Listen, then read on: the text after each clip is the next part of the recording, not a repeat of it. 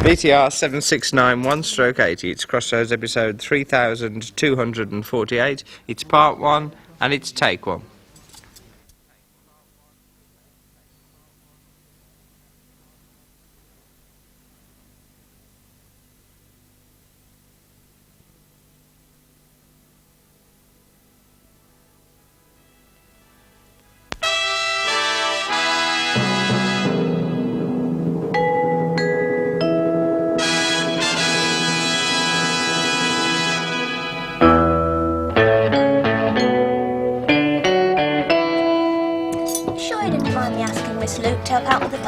No, it's very kind of her. Not that I couldn't have managed on my own, of course, but it's more cheerful to have another woman for company. I can do the tea and coffee and Ron can look after the bar. What bar? Oh, right then. The crate of light ale and the 4 bottles of orange squash. You're not disappointed, are you, that we've had to cut down? No. I think a dozen or so is just nice, really, and we haven't got room for any more. Oh, that'll be Ron. He said he was going to be early. Hello! He's going out with his friend Arnold something or another. Oh, is he? Oh, before he comes down, did he say anything about that row last night? What do you mean row? Well, between him and Miss Luke. Or didn't Dad mention it either? No, he didn't. What are you on about, Glenda? Oh, Ron. Hello. I thought you were going to iron my pink shirt, Mum. I did. It's in your wardrobe with your blue. Oh, I didn't think to look. Tell. Hey, what's this? Ah, you can put that down. It's for your father. It's something he sent away for. And before you ask, no, I don't know what it is. What, you mean you haven't steamed it open yet? Cheeky. Not that I haven't been tempted. Oh, I'm dying to know what is in it. I hope Dad gets back before I have to go to work. Oh, well, it's nothing to do with you, young lady. Are you stopping in or are you going out straight away? Eating in, as long as it doesn't take too long. When have you ever had to wait for your food in this house? Glenda, dish up for me, will you, Chuck? Why can't he do it himself? It's always me has to do fetching and carrying in this house. Oh. Ron? What's all this I've been hearing about you and Miss Luke? Oh, somebody been talking, have they? Yes, well, we did have a few words last night. Words? What about? Well, she didn't like the way I was talking to the old man. Bit of a nerve, if you ask me. I don't see what it's got to do with her if we were rowing. Defending him as if he was some sort of hero. Expect she was shocked, you know, boy arguing with his father. She's not used to family life, you see. But you had no right cheeking him in front of strangers. I wasn't cheeking him, I was telling him. You should have seen what he'd done to that record deck. It took me a couple of hours to get it right. Oh, that was it, was it? Yeah, I told him to leave that thing alone. Yeah, well, she ought to be here sometimes when he's having a go at me. That'd really shock her. Oh, he hadn't done that for a long time. No, I must admit he's been easier to get on with of late. All right, if I'm still here when he gets home, I'll say I'm sorry. I didn't mean to upset him. It's just that it took a lot of sweat to get it right. Tala. Told you off good and proper, did she? Oh, you should have heard her. You could have took lessons. Well, I think I'd have better have a quiet word with Miss Luke. Tell her that my husband is quite capable of standing up for himself. Oh, there you are then. Oh, don't thank me, will you? You shouldn't have such a big mouth, my girl. Glenda, when you get to work tonight, would you ask Miss Luke to drop in on her way home? What for? Oh, just talking about the party, you know, cooking and that, one thing and another. Just a friendly chat, like last night. All right. Yes, we're certainly accepting bookings for the Easter weekend. No, it's not too early at all. If you'd like to give me your name and address, I'll have you sent one of our brochures. Yes, fine. Fine, I've got that. Well, thank you for calling, Mr. Pryor, and I'll have the brochure put in the post. Bye. Good evening, Miss Cottrell. Hello. What can I do for you? Pardon? Did you want something? Oh, yes. Well, 2 things, actually. Uncle asked me to bring you these. What is it? Last month's bills. All the accounts that came in waiting to be settled. All right, well, let you have a check in half an hour, if you wouldn't mind waiting. And the second? Is Miss Luke about? Oh, I think she's in the staff room. Why don't you pop through and see? You won't mind, will you? Who? Mr. Mac. The Scottish one. No, I'm quite sure he won't. But if he says anything, tell him that I sent you. You all right? Yes? I thought you looked a bit pale, perhaps. Oh, quite well, thank you.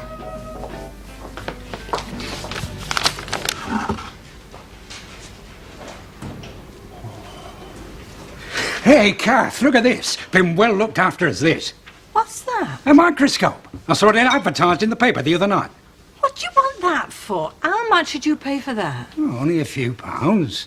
Second-hand, of course, not one of the best, but, oh, it'll do me. Fancy wasting your money on that when we need every penny. It's not a waste, Kath. I've wanted one of these all my life. Do a bit of research. Oh, that's what you intend doing with it, is it?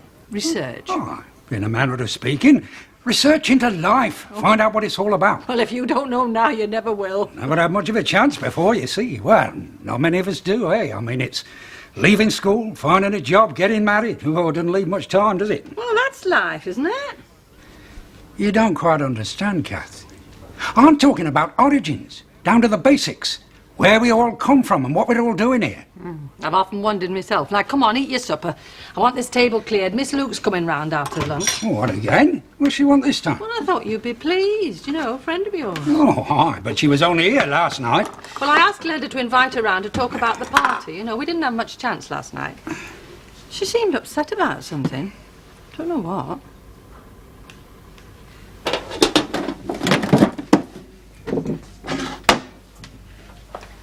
Hello? Alison! God gracious, this is a surprise and no mistake. Don't have said it'd be all right to come in and have a chat. Oh, I'm glad you did. Here, sit yourself down. Here, let me take your coat. It's cold out. I was sorry not to see you and Leonard last night before you left, but I dare say you were both in a hurry to get away. And how does it feel to be Mrs. Leonard Hobson, eh? There's things I've got to... Where is the happy bridegroom? Oh, you've never left him waiting out in reception. You should fetch him in. I came on my own. Oh, I see. He's picking you up presently, is he? No. I came over with some bills and things from Mr. Hunter. I'm waiting for them to be made up and then I'm going back. What do you mean, going To back? Stonebank.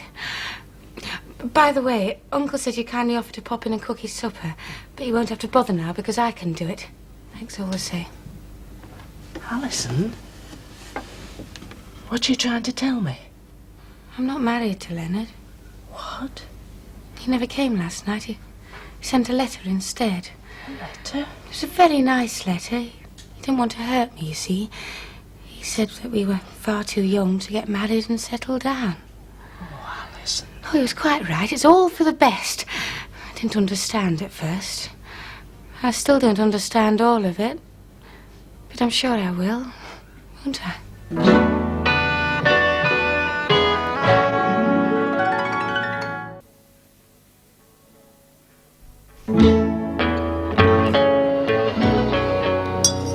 Just saw that friend of yours from Stonebank, Alison. Yes, she's here. She's just gone into the office to see about something. Of course, she's really living it up lately, isn't she? Coming to the motel 2 nights running. Has her uncle let her off the hook at last? Now, don't you go saying anything. She's not in the mood for your sort of jokes just at present. What do you mean? Listen, Glenda, you'd better know. Alison was going to be married, but between you and me, the chap let her down. He sent her a letter to say it was all off. You're joking. No, it's the truth. That's why she was here last night to meet him. Only he never turned up. That's awful. But you mean she's come back here tonight after that? Oh, if that was me, you wouldn't see me for dust. Yes, well, she had to come on business. Anyway, she's trying to be brave about it, telling herself it's for the best. Personally, I'm glad she's taken it so well. It'll do her good to get out more. Poor old thing. Oh, well, have to leave that. Back to work. Hey, listen, if you do happen to see her, take it easy. Don't go saying anything. She's not in the mood for jokes at present. She's bound to be feeling a bit low. Yes, indeed. I remember taking your reservation. Yes, here we are. If you'd like to sit down over there, I'll send a waitress over to you.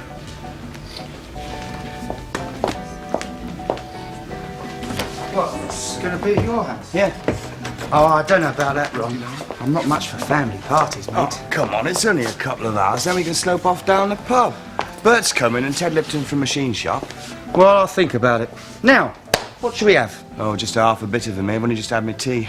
They serve halves here or anything. I know, what do you want to come here for? What's wrong with the oak? Well, it makes a change, just want to have a look round. Oh, Glenda works here. Oh, pint of half for your best, please, love. What are you doing here? Hello, Glenda. Just popped in for a drink, that's all. Oh, this is Arnold Jennings, mate of mine from work. Hello, Glenda. Hello. Ronnie's just invited me to your party. I wasn't going to go, but now I could be persuaded to change my mind. Really? Yes, that reminds me. I want to take a couple of bottles home, pacify the old man. So how about getting them at staff discount? If you want to buy anything, you'll have to ask Mr. Hunter yourself. But you work here. I'm not asking him. It's bad enough having to cancel the catering arrangements. I can't expect any more favours. All right, I'll go. Oh, no, don't go, Glenda. Stay and keep me company till Ron gets back, eh? I'm on duty. Well, I'm a customer. It's very pricey here, you know. If I were you, I'd move on somewhere else. Where do you suggest? Burton-on-Trent. You're great, Glenda. I could really get interested. Get off! I'll get you drinks. Right, let's fix the bottles. She's all right, your kid. Now you lay off, because that's all she is. A kid. Oh,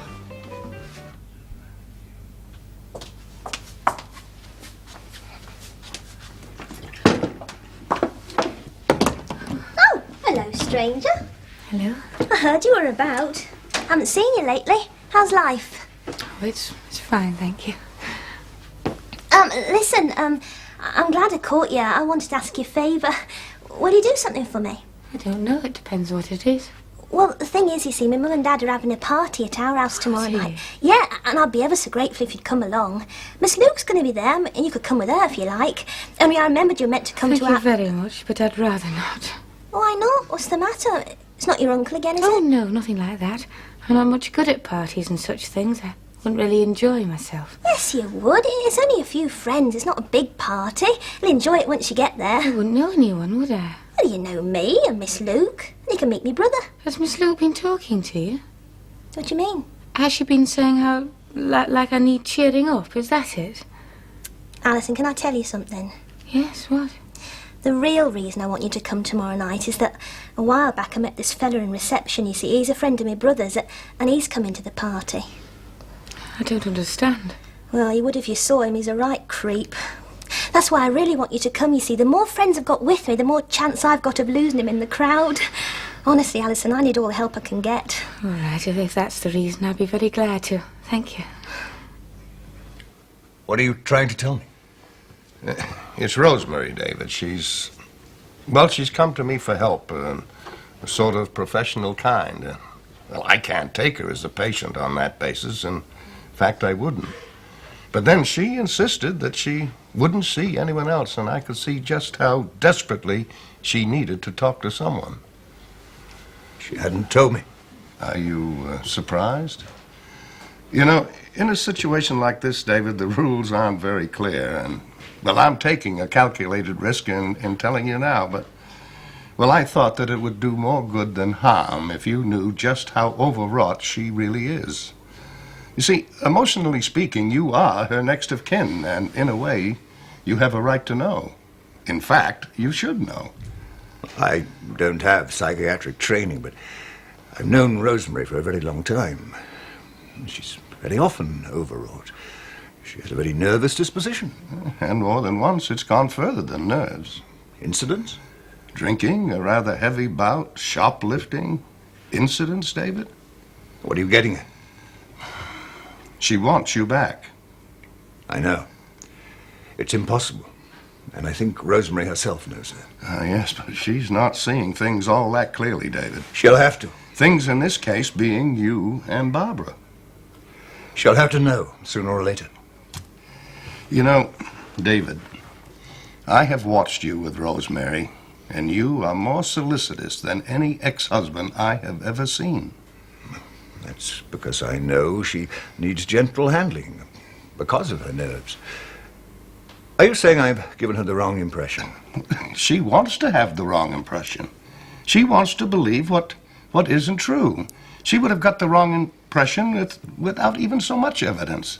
But all the same, David, you have taken very good care of her. Now, why? If she is overwrought, I played my part in that. I was her husband for all those years. Yes, well, what I'm now saying is that for whatever reason you kept such a close watch on her since your divorce, be it genuine affection or a sense of guilt or even both, hold on a bit longer. Don't increase the tension. Is she in danger if I tell her about Barbara? If you indicate that you're serious, she'll take it very, very hard. I am serious. And I won't lie. You know, David, it seems to me that you've taken on an unusual responsibility over the years with Rosemary. A kind of, moral alimony. It was loyalty, that's all. Yes, but you took that responsibility consciously. Yes? And having taken it on voluntarily, now you want to get rid of it? At your convenience?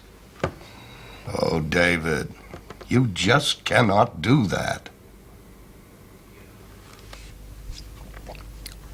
Nothing like a nice glass of port to pick you up at the end of a day. Oh, yes. Very nice. I don't usually indulge, except at Christmas and weddings. You know, I hope you don't mind me asking you this. I've often wondered, have you never thought of getting married? Pardon? Well, I mean, it happens to most of us. I just wondered how you'd managed to escape. Oh, you make it sound like a prison sentence. Well, it is in a way. I'm not complaining, of course, but you give up a lot. Yes, and you get a lot in return. Especially if you're lucky enough to be married to somebody like Mr. Brownlow, I'd have thought. Arthur's all right. We've been very happy. Well, we understand each other's little ways, and that's what matters, isn't it? Oh, everything that. Then there's the children, of course. Oh, I wouldn't be without the children. So all in all... Yes. So when I see a woman like you, you know, kind and thoughtful, get on well with everybody, I can't help wondering. All sorts of reasons, Mrs. Brownlow. It's a waste, though, all the same. Of course, you're saved a lot of pain and worry. I mean, look at Arthur. He's been worrying himself sick for weeks. Couldn't bring himself to tell me why. Did he say anything to you about it? About what, Mrs. Brownlow? Oh, you always seem to have plenty to talk about. I just wondered if he'd mentioned to you what was on his mind. Early retirement. Oh, yes, he did mention something about that. But there seems to be a lot of it about these days, asking people to give up before their time, make room for the youngsters. Well, I'm all for it myself. I mean, he's getting on, Miss Luke. He hasn't got many good years left, you know. It's time he had some fun before he's too old to enjoy himself. Well, it's nice you look at it that way. Oh, I'm not one of these women who dread the thought of their husband's retirement. I may have had me little joke, of course, about having him under my feet, you know. But between you and me, I'm looking forward to having him home for good. He's got a lot of interest, you see. He's upstairs now with a microscope he's just bought. I ask you, a microscope. I suppose he thinks he's going to take over where penicillin left off. But it's an interest, you see. And then there's his travel books and his bit of garden. Oh, no, he's not a man to be bored, Miss Luke. I think he's going to enjoy his freedom.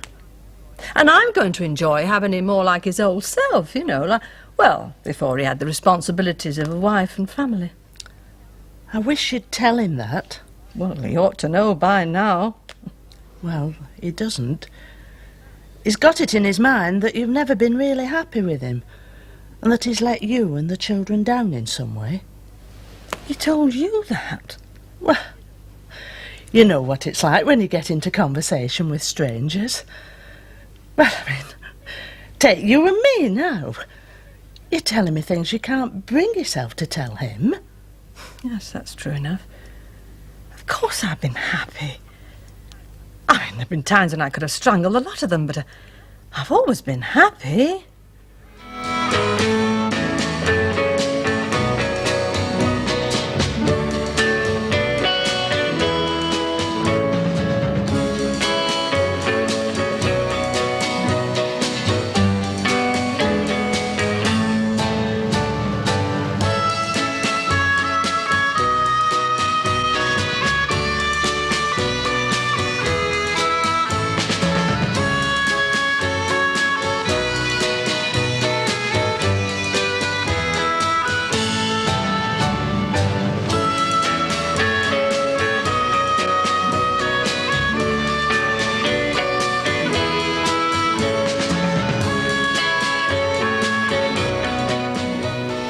Arthur Brownlow, you silly great fool.